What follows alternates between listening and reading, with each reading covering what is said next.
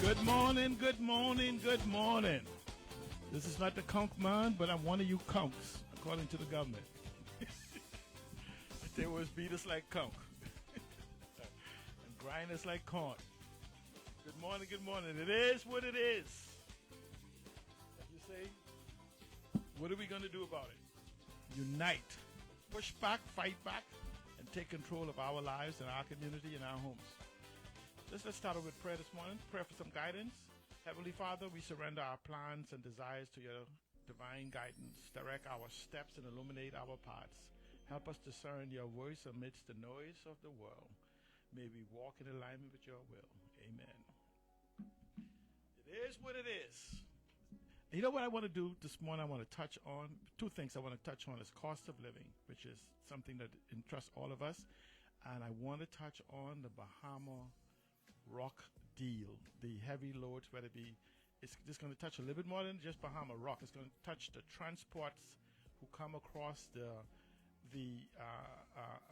bridge, what is it, the Fishing Hole Road Bridge. They haven't given it a name yet to anybody else, but it comes across the Fishing Hole Road Bridge. And the reason I'm saying is that I saw a video from Mr. Aram Lewis concerning the structure and some decay that is happening underneath the bridge. Now, in observing that, I can tell you, I haven't went by it yet, but I can tell you just from observation of it that what is happening there is a combination of things. I see an improper formworks, as well as the impact that has happened from being heavy loads that's going on the bridge. There's a road on the side of the bridge, the original Fishing Hole Road, that I personally believe that heavy trucks and etc. that should be prepared for heavy trucks to go across that in non-storm environment, as opposed to across the bridge, the wear and tear. These trucks are carrying megatons, whether it be containers, whether it be the fill, no matter what it is, they're going across the bridge is having an impact. But the mere fact that you can actually see steel less than 1, 2, 3 inches above. You have the opening wide, but the steel, there's I don't know the term, I'm not an engineer, and yes, for you guys who think I know everything, I don't have the outer layer, but I do know there's a certain amount of concrete that should be above the steel, or the steel should be embedded down in it based on a certain amount. That did not look like it's happening because it seems to be close to the top. But the main thing that is happening there is that we have assumed responsibility for that bridge as being part of the main road. Now, I've never understood how we assume responsibility for that bridge, considering that we were responsible for the Grand Bahama Highway in the Freeport area, or as part of running the main island going through. Many of you all may not know the Grand Bahama Highway ran to the mouth of the port, not the Fishing Hole Road. That is a new configuration that came back over the years. And as assumed that when they began to cut the road, got rid of the road, for those who live in 8 Mile Rock or for older years, remember when it was another road that led to 8 Mile Rock, right under what we now call the conveyor belt or whatever it is that was there before they dug out the canal. And as such, we have then assumed responsibility for whatever's done. Government has. And so it's just a matter of, we don't know exactly the negotiations that's occurred, how it occurred, and the fact that they have rerouted this road, that they did not give us something comparative considering the use of it. When that road was originally there as part of the Grand Bahama Highway, or Queens Highway, not the Grand Bahama, it's Queens Highway it's called, I think. Anyway, I don't know the exact name, but we did not have the container part.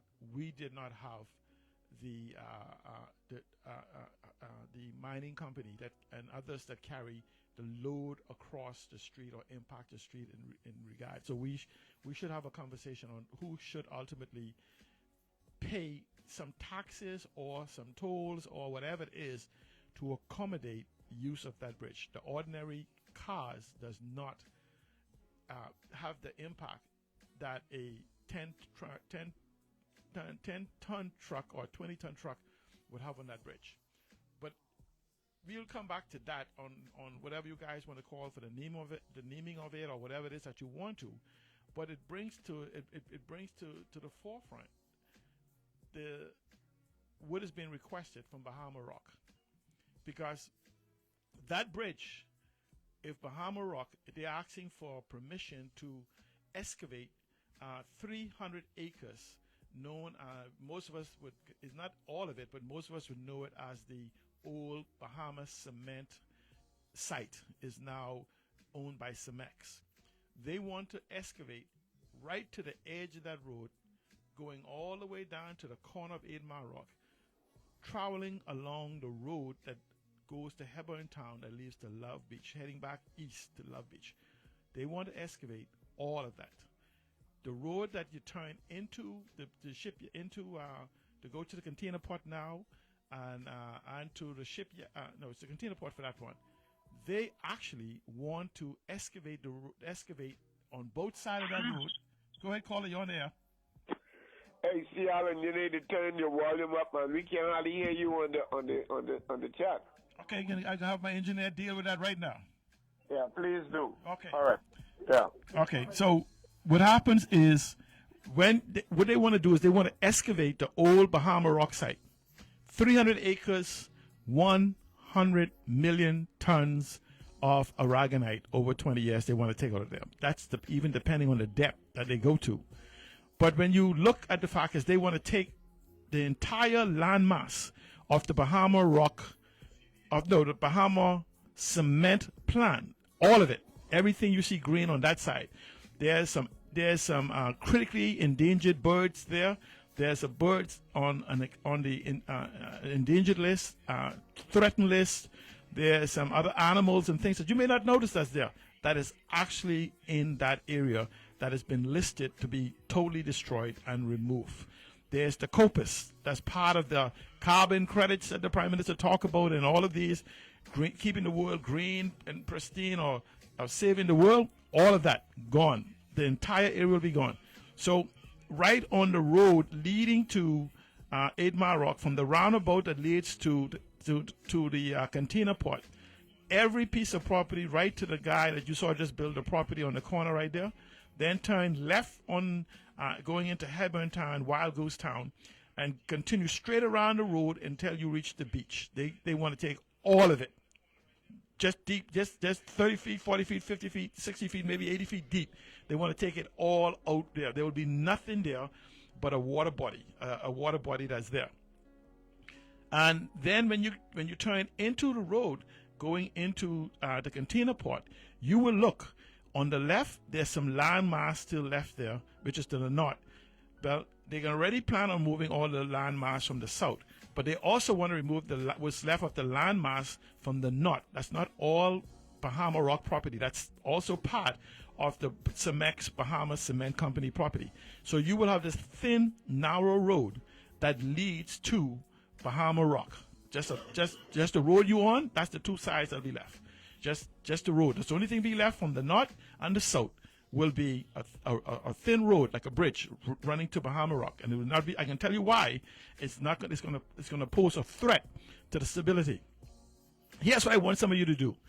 I want you, when you have time, I want you to drive by the container port. Look through their fence. You don't have to even get out of your car. Just look through your fence, and I want you to look and see if any of their containers, the thousands of containers they have, sits flat on the ground. There's actually ups and downs in the ground that's there, even though it's cemented. And you'd have to ask yourself, just go and take a look. That is part of the mining that has happened. So the mining they want to do some explosions, dynamite, whatever they use to soften up the ground, to excavate it out.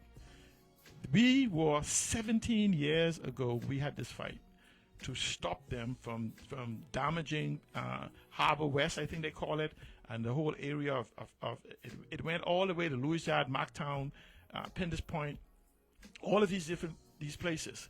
In their new report, they're now coming remember now, they were a mile, almost some places a mile away, quarter mile away, half a mile away, that wasn't having an impact on these individuals' homes, on these individual places, that have an impact on the water table, on having impact on all of these different things. They're now coming to where you could take a mango and throw it and hit the spot.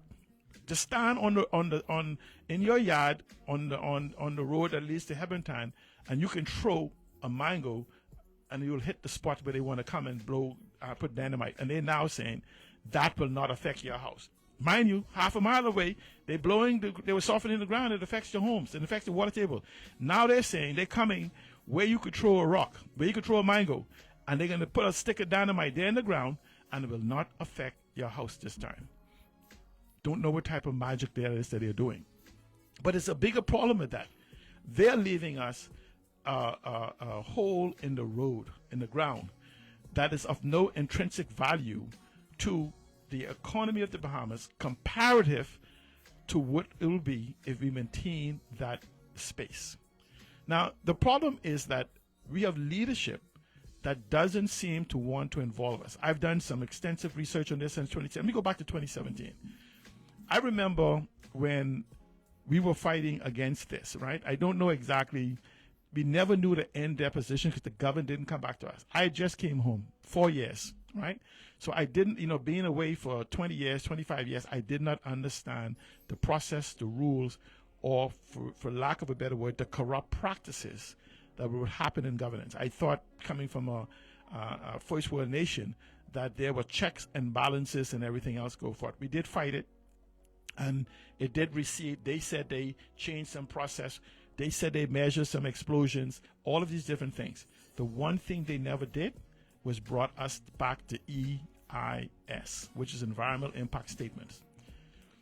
You should have an EIA, you should have an EMP, and an EIS on everything Bahama Rock has done on Grand Bahama for the last 29 or 30 years. I have been trying to get them for the last week, and no one seems to know. In fact, no one seems to know in anywhere, or I haven't been able to find anybody to talk to in the Grand Bahama Port Authority, in 22 ministries that actually deals. There's 22 current ministries that actually deal with this Bahama Rock deal. Everyone seems to be suffering from amnesia, or as if though this just came up and they are as much a surprise of us. Let me tell you, Grand Bahamians, they're hoping, and I'm going to hopefully have a press release for this by the weekend. I'm going to call you guys and let you know by Friday when and where it's going to be. They're hoping that we do nothing until the day of the meeting. We come there and bitch and complain. Excuse me if the word offends anybody. I apologize. And then they will continue on. That's not how it's going to be done. Not this time. This time, we're going to find a means for them to follow the rules. And that is proper consultation with the individuals within the community. You have to ask yourself, why are they having this meeting in Christ the King when the community that's going to be, the immediate community going to be impacted is those in Harbor West, 8 Mile Rock, etc. And they want all of you, without transportation at 6 o'clock, 7 o'clock in the evening time, to find your way to Christ the King, to have this meeting, sit down, they'll talk for an hour, 2 hours, give you 1-2 questions, and leave, and then they'll make the decision. That's not how it's going to be. That's not what the law calls for. We must do this correct. They're promising 85 jobs, and I think a $25 million impact. Do you know, if you decide to, if we fight for that area and actually create it, have it move into an innovation district, for technology, for whatever it is, and this whole green thing, this multi-billion-dollar industries that we could invite people to come in, this can become as much as a $1 billion a year impact on our city, on our island. We have to choose now. Do we allow them at even at $20 a pound, $20 a ton? If they sell it for $20 a ton, are we going to allow them to carry 500? What is it? It's 200 million times 20. That's 400 million, $500 million out of here. And we get 85 jobs that they often fires and move and whatever. Now, during my fight 17 years ago, I remember I spoke to the employees of Bahama Rock. It was over 100 and something of them. And having engaged in some individuals within Bahama Rock management, I said to them, I went into the meeting, I said to them, I have some privileged information. I said to them, within 6 to 9 months, more than half of you will be fired. Do you know, at the time, they pulled the power switch, I'm not going to call his name right now. And wait, there's a time for that. But I went into that meeting, and he came to imply that I am only protesting, arguing against it because I had an agreement with him. And I said to him, I walk up to the mic, and I said to them, well, Mr. I have I says, you remember that meeting you had? You were recording me. I have a recording of you recording me. And in fact, I have my laptop right here. For those who was in that meeting, they remember. I said, why don't I play that for you? And by the time I walked back get my laptop, and by the way, there's video for this. I recorded this going back 17 years ago. I said, why don't I just go back and play it for the people so you could hear the agreement we have and the amount of money that you offered for me to go away. And by the time I went back to get my laptop and come back to the mic was off. And when I started speaking loud, the switch for the gym was pulled, turning off the light in the gym. And they ended the meeting. And but before they ended the meeting, I just want you to know, the employees of Bahama Rock was telling me to carry my donkey out of there and stop making noise. I'm trying to affect their jobs and their life. These were people who was destroying their homes, their water table and everything. That I need to get out of here. I come here want to cause trouble. Within 6 months, more than half of them were fired. The same individuals who told me to carry my donkey and get out of the room came to me saying, can I represent them against Bahama Rock with them getting fired? And I told them I was afraid to come to Eat My Rock. Because I said, you guys were the ones who threatened me. Not Bahama Rock, not anyone else. And I'm saying to you is that this is what we often do to our own detriment. We fight for our own self-interest, not realizing it's temporary and the benefit of the community is worse. What would the areas that you see Bahama Rock going on top of the hill with the old cement is? What area? They were trying to come into Area 4, which is across the road for behind the homes of Harbor West and going down behind 8 Mile Rocks all the way down to I-95. I think it goes all the way down to NNA, is owned by Bahama Cement. Now, here's another interjection. Even though these individuals is buying, you have no proof of the purchase, because in the documents, I've read the 635 pages more than one time. In that document, it doesn't say they own it. They keep implying that the harbor company will be beneficiary of this. There is no implication. There's no report. There's nothing to say that there's any agreement between the harbor company and Bahama Rock for this, which should have been inside of this report. There's a whole lot of things that's missing out of this report. And so the question then becomes, are they buying just the 300 acres, or they're buying the assets of Bahama Rock? Now, why this is important? This is important because 20 years from now, individuals such as myself may not be here if they get approval for this. And they will go back to what they tried to do. Because when they finished there, remember when they first came here, they only came to open the harbor. Then they came to open a little wider for this one, this basin for this. Then they came for this. And they've been here for 29, 30 years. And have taken out hundreds of millions of dollars worth of rock. And they say that we get jobs. And the funny thing is they say, oh, we pay our light bill every year. And y'all could benefit from that. I don't see how we could benefit from you paying your light bill. I really don't. You're the one consuming it. I mean, I'm not even going to go into the fact that going back to when individuals used to have a high light bill because of frequency drift and everything, every time the drag line used to flip a switch to come on, the fluctuations and the hertz and everything used to go up, damaging equipment, damaging these various different things. And there was a study done. Nobody knows where the study is of where that is, but I can tell you the power company did eventually adjust their hertz. They used to lower the hertz before the machine come on. So after this, but a lot of time they've always denied it. There's always deny, deflect, and misdirect. And so we always end up holding the damages, what has been done by these so-called foreign investors while they extract the wealth. But we never bill what is for us. And this is the one-time grand vehemence. And I want to have intelligent contradiction to what I'm saying in regards to this, because what is happening now is that they're going to come, leave you with a hole, and they're going to say it's a turning basin of 300 things. Turning basin for what? There's no forward strategy on the purpose of this turning basin. And then you have to ask yourself, well, that area west of the container port, is that not a turning basin equal to the same size of this? So what are we going to do with 300 acres turning basin? So what they do is they sell you a comfort story, just for the moment, a comfort story. They sell us a comfort story. But we must demand that we have better consultation and a better conversation on what they intend to do for us. They will try to run this through us. I'm looking for the find. I'm going to show you.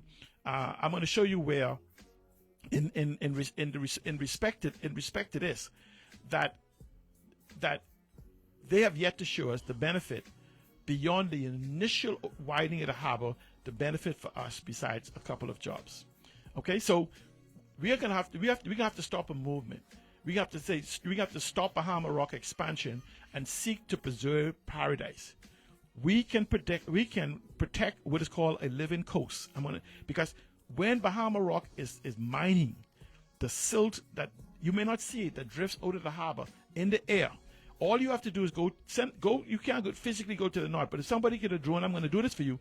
You could take pictures of the mangroves and the salt marshes, and we have Queen's Cove. We also have a King's Cove, and to see the degradation of the plant life, the death of the mangroves, and the almost culking of the salt marshes that has happened over the last 30 years. These are what we now know as carbon credits, carbon sink, and the nursery for our conchs, our shrimps, and various different things. And we call it for a few jobs, but at the same time, they're destroying the future of our environment for future behemoths. The environment now is a multi-trillion-dollar business. You hear them talk about carbon credits, you hear them talk about all these various different things.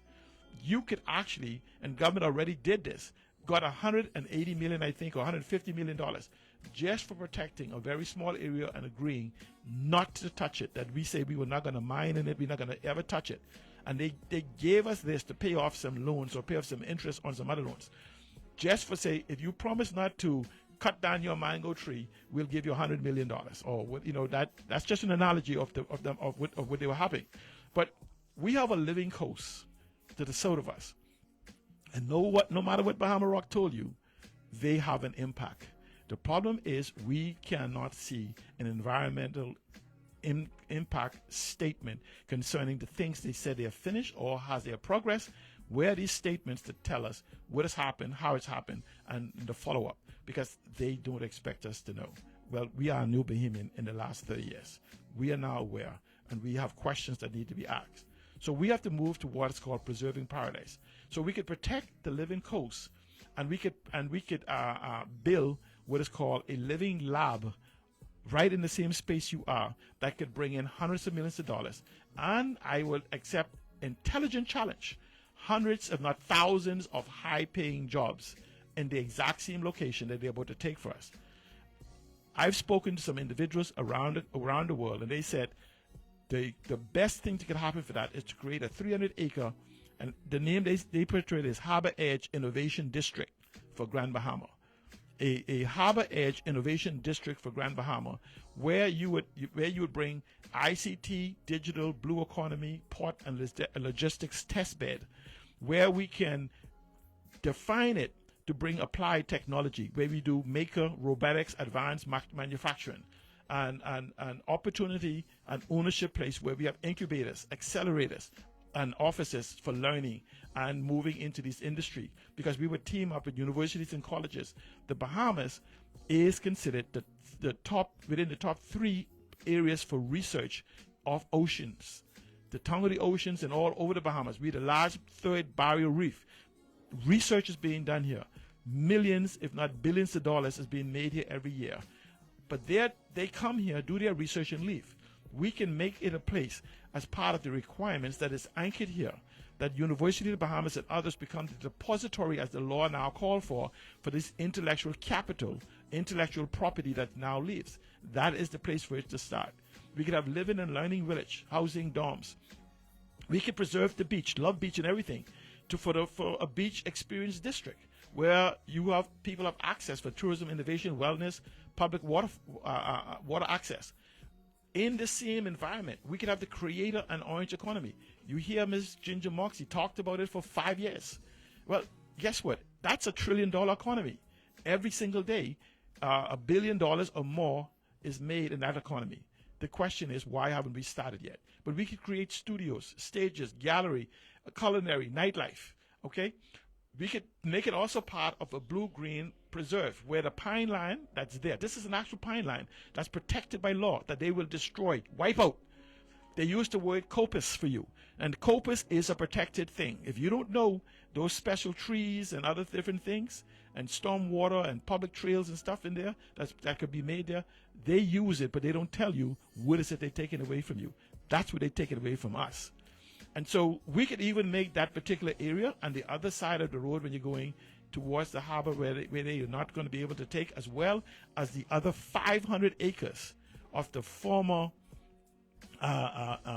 it's still owned by cement, but it's part of the Bahama rock plant. So the 300 on this side of the east of the Garnet-Lavarity Highway, but there's another 500 or more acres behind, all the way to 8 Mile Rock, behind there, that belongs to Bahama Cemex, Bahama Cement, the former Bahama Cement place, Cemex, that all can be part. So not only can we begin with the 300 acres, we could add the 500 acres that's in the back of 8 Mile Rock. And technology and information exists today that we can literally build hundreds, if not thousands, of affordable homes, various different things to enhance 8 Mile Rock, the largest settlement in the Bahamas outside of New Providence.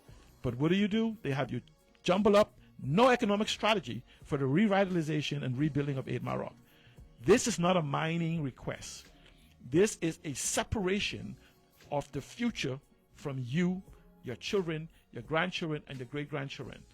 I need you guys to demand a full and open dialogue and say to them, we want an innovation, incubation, and an acceleration hub environment. We want a Harbor Edge Innovation District for Grand Bahama or West End, whatever we want to call it, and begin to create the thousands of jobs that will come from it, not 85 jobs and a $25 million impact, and invite them to have the debate. Now, let me explain to you something. They will have you believe that this is the Grand Bahama Port Authority, or the Grand Bahama Port Authority will say maybe the new arrangements with a thing that doesn't have anything to do with it. But let me explain to you something. This touches on 22 ministries. There's 22 substantive ministers in the government today. And as it stands right now, every single one of those substantive ministers, this touches whatever their position is. The Minister of the Environment. I made a list of the whole 22 of them, and the thing about it is that they will have you believe that none of them. This only has to do with the Minister of the Environment or someone else. It does not. It deals with every single minister there is. It touches at least 16 different laws: the Forestry Act, the Forestry Regulation, Protected Trees Order, the Wild Birds Protection Act, Wild Animals Protection Act, the Wildlife Conservation and Trade Act. Some of these just has been sitting there. The Bahamas National Trust and Park Bylaws, the Antiquities, Monuments and Museum Act, the Roads Act, the Roads Work Act, and private land road legislation, the Inflammable Liquids, Fluid Oil, Electricity, and Natural Gas laws, the Coastal Act, the Reclamation and Drainage Act, the Crown Reclamation Act, Invest in Reclaimed Land Act, the Fishery Act, the Archipelago Waters and Jurisdiction Act, the Continental Shelf Act. This also touches. I mean, I've done my research. I can explain where every single one of these where this is done. Even for laws that apply indirectly, the Disaster Risk Management Act, for the mere fact that you will no longer have a land buffer between Freeport and 8 Mile Rock, nor will you have a land buffer from the north of Grand Bahama to the south of Grand Bahama. And we don't know the long-term degradation, 10, 20, 30, 40 years between that. You will now have, when you reach the corner of where the gas station is on the corner and the big building that used to be the place that was on the big corner, the big cement building. If you stand there and aim straight for the corner of 8 Mile Rock, you will have 3 to 3.5 miles of open water, except for one strip of road between you and there called Garnet-Lavardy Highway that separates you from Freeport. 3 miles that your parents used to walk. 3 miles of open, deep water that separates the west part of Grand Bahama from the east part of Grand Bahama. We practically have that now, but now we're going to have an open, wide exceptions for that law, with the exception of sitting in the middle of that would be the container port, and I don't even know if they will remain there when you look at the explosion. And when I talk to you about what is sinking underneath there, when you look even at the road that comes to 8 Mile Rock, that 1 mile of road, 1.5 miles before you, from the roundabout where the big water tank is and the place made of the cement, when you cross down the bridge, the bridge, that's about 1.5 miles, 1.25 miles. When you look at the land that's there, that in the original proposal, things were supposed to be built on the south side of the road, cannot be built. The range, when you look at the building code, there's no room between the road and the water. Secondly, there's nothing to support the dirt underneath that. We are vacant, we have caves, we have all of these different things that the explosion has weakened and eroded. And you can see that in real life right now in the container port yard. Anyone in working there, you can just go and look.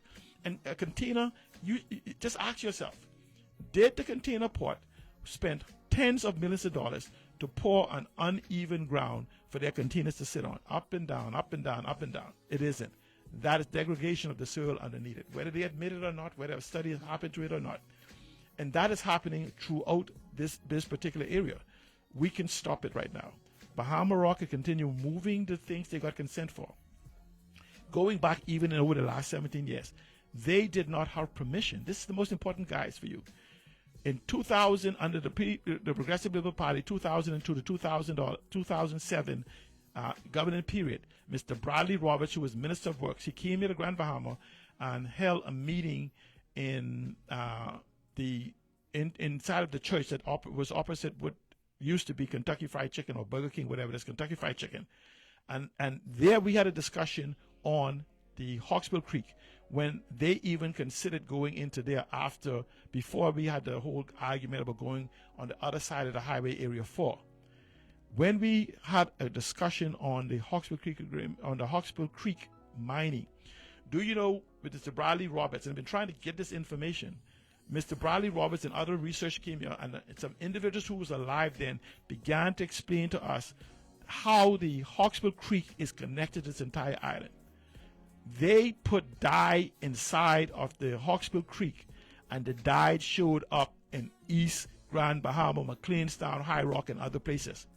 They put dye packets in the Hawksbill Creek, and it showed up in the Mermaid Pool and in the water, the other Mermaid place right at 8 Mile Rock.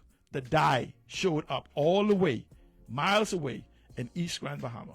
That's to show you the interconnectivity of this island with the underground waterway.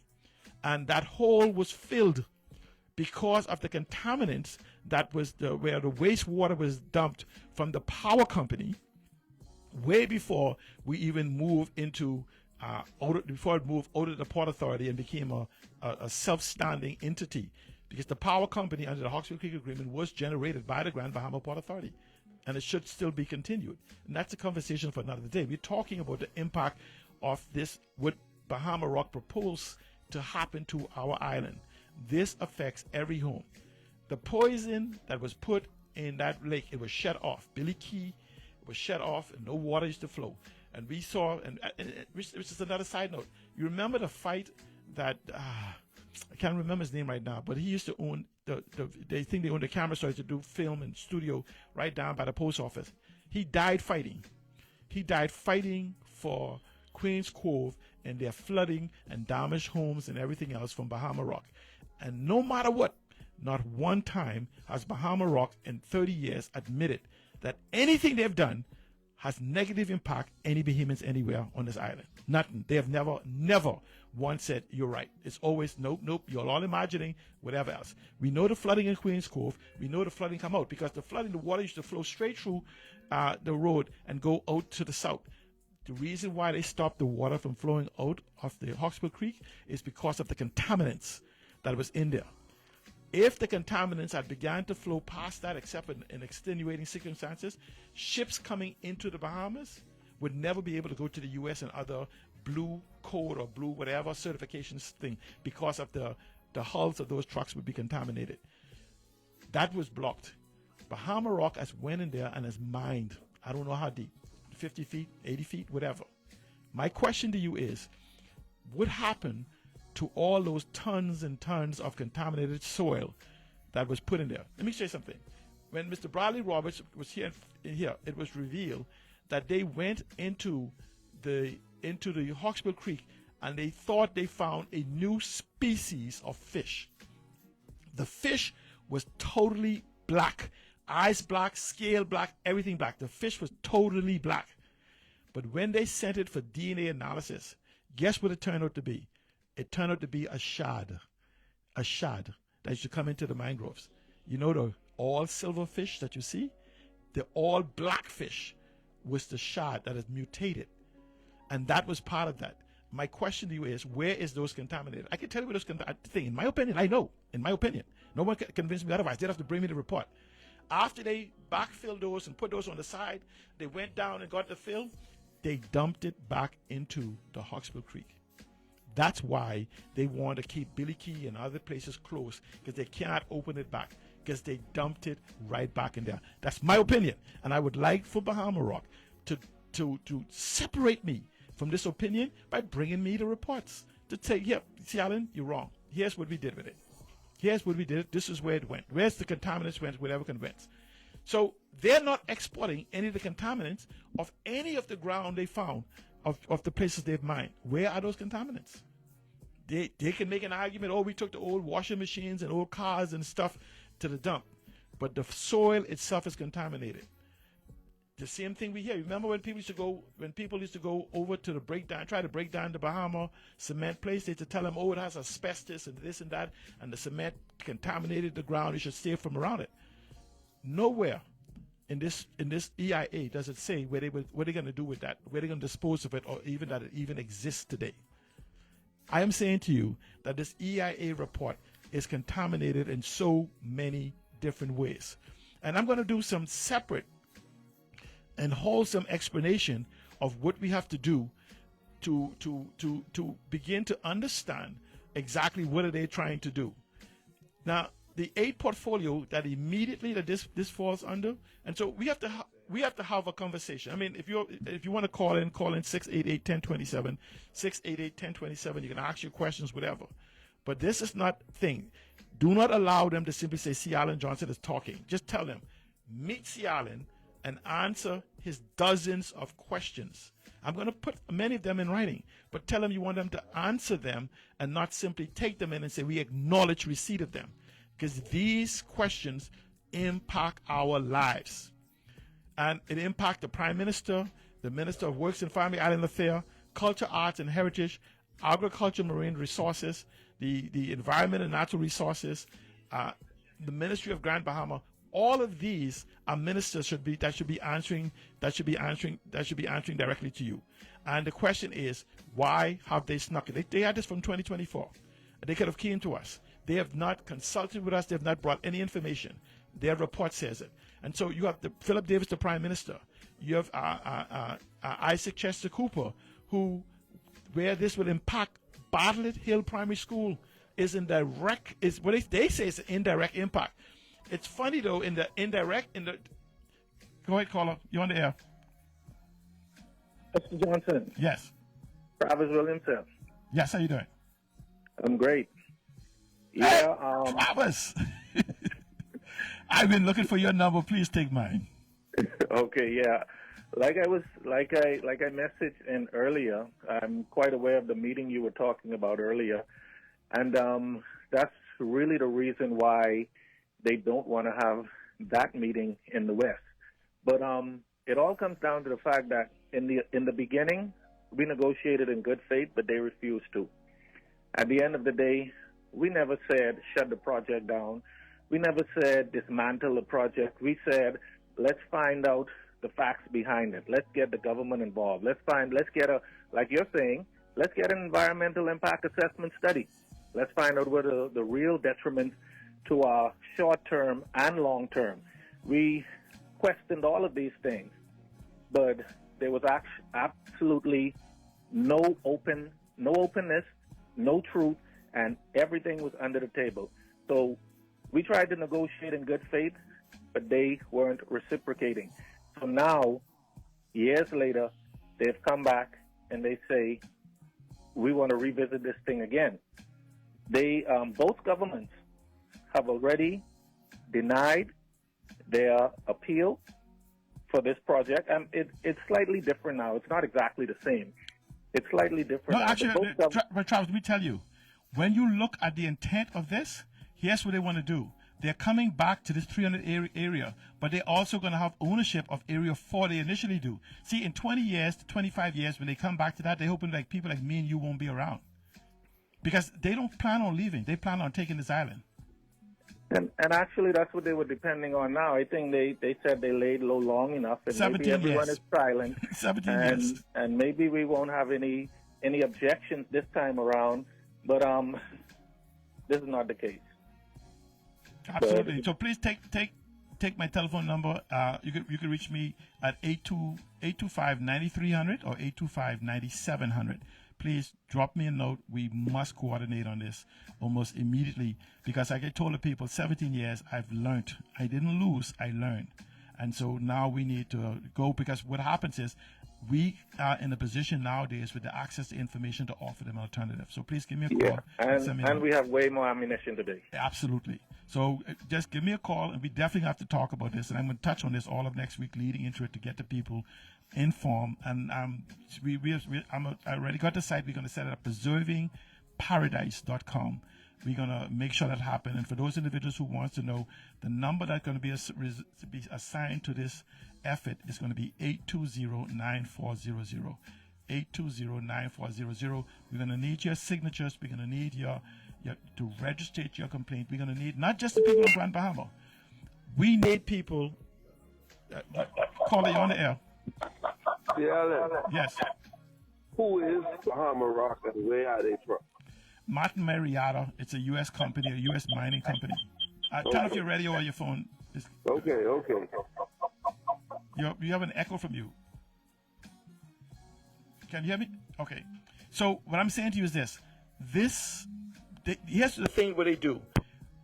They take us and they tell you that it's only involving 8 Mile Rock. This involves the island of the Bahamas, of Grand Bahama, everybody on this island. And this also involves Bahamians everywhere. So you could call your family members and everything. We're going to need them to sign this petition because it involves Bahamian everywhere because this is what they do when they go to do these projects. They make it seem as if though because you're not on the island, it has nothing to do with you. As if though your living room has nothing to do with your house or the bathroom have nothing to do with the rest of your house. Grand Bahama is part of the Commonwealth of the Bahamas, and all assets and all impact, it impacts all of us. And so what they do, and this is what they do, an isolation type thing. But what they're doing right now, right there, St. Stephen's, they could have gone right to St. Stephen's, as Travis said. They could have gone right to St. Stephen's and hold this meeting. They got a hall there, everything there. Their school, remember now, the school was impacted when they were 3 miles away. Now they're less than a half a mile, a quarter mile away from the school, and they said it's not going to have an impact. How is it that you were impacting the school when you were using dynamite a mile and a half away, But this time, when you're less than a half a mile or quarter mile away from the school, you're not going to impact them. And that's where you have the Prime Minister, Philip Davis, you have Chester Cooper with the Bartlett Primary School that they're claiming has a representation of impact. What we have is a material impact with Mr. Fred Mitchell, and this is the Land of the Sea, the United Nations, CARICOM, OAS, Commonwealth, and an organization for which he has coordination of treaty agreements, which includes harbors, ports, and everything. So he is directly involved with this. Glennis Hannah Martin is involved with this because this is a material involvement. Yes, Lovers Beach, this will have impact on recreational fishing, ecotourism, birding, and the proposed clean tourism and cruise harbor benefits. That makes Glennis Hannah Martin correctly involved. Michael Alcides in finance. He's in charge for customs, government revenue, business licensing, the tax treaty, and multilateral institution of acquisition and investment. Aggregate export and harbor commerce make customs extremely relevant in the way this is. So then you have Dr. Michael Darville, the airborne dust, the noise, the groundwater, the pollution, the public health exposure. The 8 Mile Rock Clinic lies in the indirect area of influence. Okay, here's public health. Okay, public laboratories, everything else, for these testing and everything, it comes under him. Clay Sweetings works in Family Island. Explosive and volatile substances, blasting roads, docks, reclamation, drainage, building control, physical planning, land use, and local government. Mr. Keith Bell, housing and land development. This is representational. This is how they imply it. Land registration adjudication, surrounding homes and potential property value effects.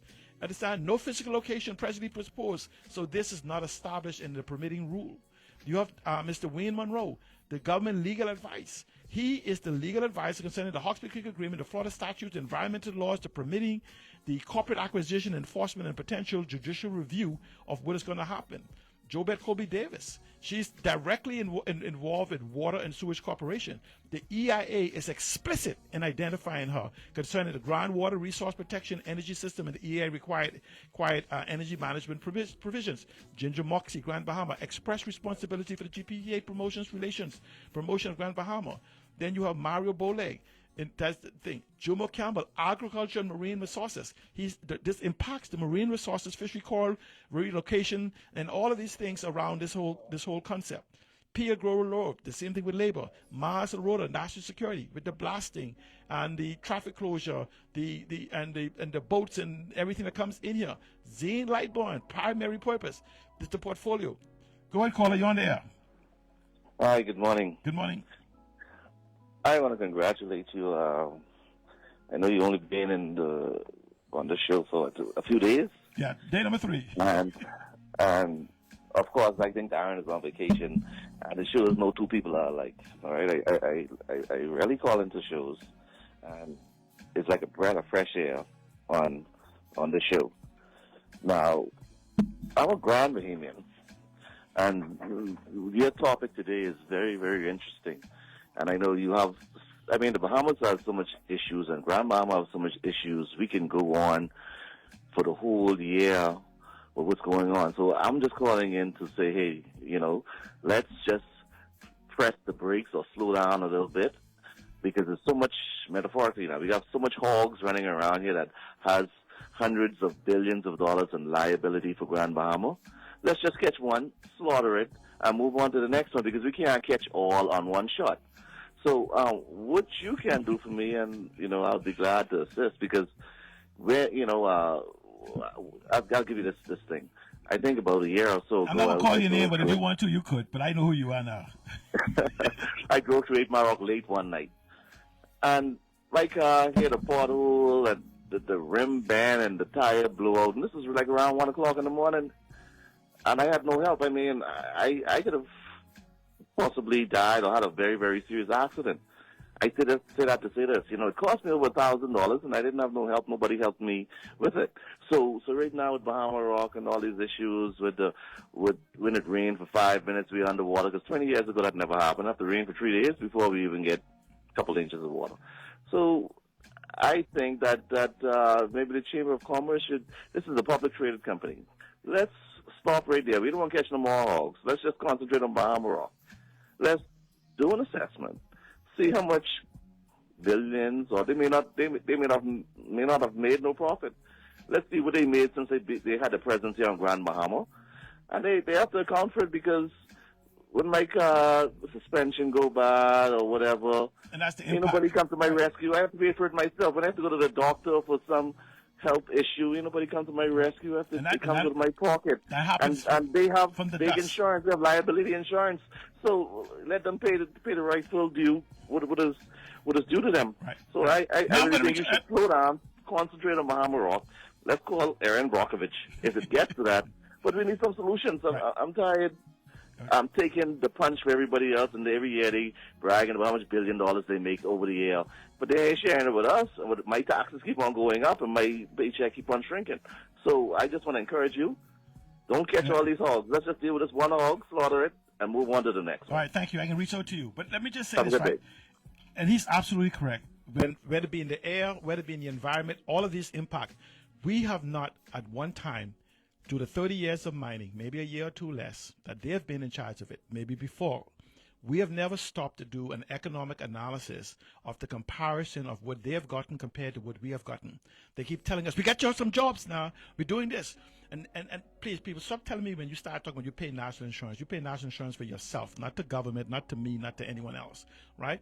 The taxes impact, the environment impact concerning what have they taken out, and what has Grand Bahama benefit in 20? Let's go for the 25 years of the 21st century. For the 25 years of the 21st century, this is the beginning of the advancement of technology where we are today.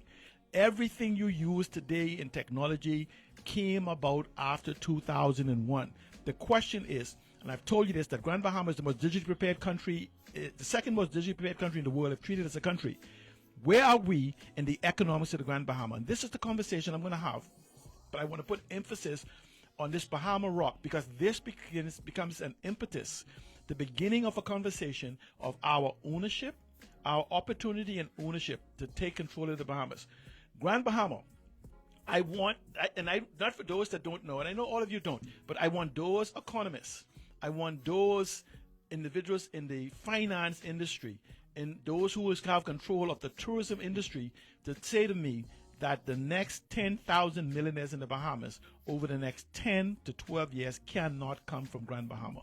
I want to have that debate, not on my phone at home. I want us to sit in the public domain, cross the table from each other, so people can see, hear, and question us as to what is possible. And I'm saying to you, we have families in Grand Bahama waiting for their opportunity to own. And Grand Bahama is the frontier.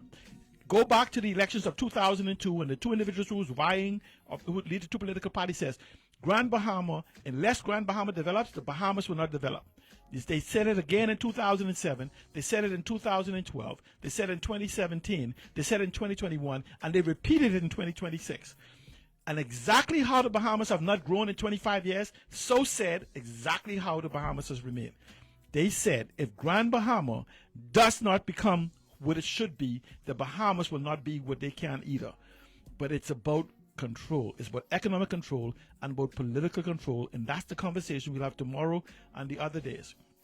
But I want you to prepare yourself to sign this petition, to support this movement. But not just, see, this time we're not arguing against something sold for the Senate. We're arguing for something. We're arguing for this innovation district, for this 300 acres to be the innovation district. And believe it or not, the amount of money that they are asking that Bahama Cement is getting for this property is well worth to almost 1,000 acres if that is included in it. That's going down behind all the way down behind 8 Mile Rock. It's a miles away. You got anyone who wants to, feel free to contact me, 825-9700, 825-9300, or at the 820-9400, which is the Preserving Paradise Stop Bahama Rock line. You can send. I'll send you the line. I'll send you a map of the property. All properties north of 8 Mile Rock is under the control and ownership of Bahama Rock, all the way down to NNA. Okay? In case you might not know that. When the road ends as you head north, that's where the road ends, is Bahama Rock. 500, 600 acres, maybe more. I can send you the map of it. It's there and it's available for anybody that wants it. 825-9700, 825-9300, or 820-9400. Please reach out to it. We have an evidence-based conversation. I will also show you how, by making this an innovation district, how thousands of jobs can be created in the same amount of time that they say they're going to give 85 jobs in 20 years. Hundreds, if not thousands. Ownership, where we make this an innovation zone at the harbor, at a harbor with beach access in paradise.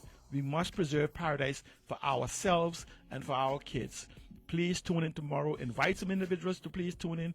Share the video that is happening. But tune in tomorrow and have your questions. And have them prepare. And then ask this question: why is the Port Authority has no answers as to what is going on with Bahama Rock? Why does the Ministry of Environment don't have any questions? Why it can't provide answers for anything what has been asked? How is it that Bahama Rock is coming here and none of the people who should have answers for us has answers? But we will have a detail of this. I will be doing a briefing of what you need to know. So reach out to those telephone numbers and please tune in tomorrow.